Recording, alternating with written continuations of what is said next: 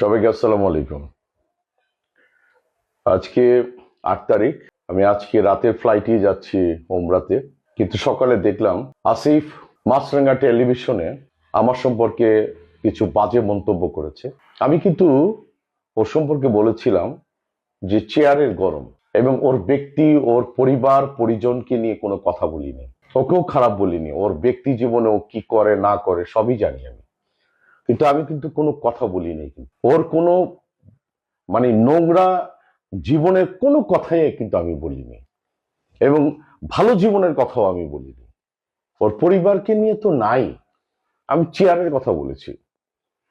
কিন্তু আসিফ, আপনি আমার সম্পর্কে মাছরাঙ্গা টেলিভিশনে বললেন যে নারী শাসিত।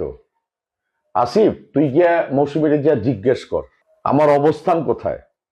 আমার ব্যক্তি জীবন নিয়ে তোর কথা বলার কোনো দরকার আছে? আমার ব্যক্তি লাইফ নিয়ে আমাকে নিয়ে তুই সমালোচনা কর। তা আমার কথার এতটুকু কথা, চেয়ার নিয়ে তুই সমালোচনা কর। তুই চাপ নিয়ে কথা বলস, তুই আমার ব্যক্তি জীবন নিয়ে কথা বলস, হ্যাঁ, সংসার নিয়ে কথা বলস। ওই তোর কি অবস্থা? ওই আসিফ, তোর কি অবস্থা?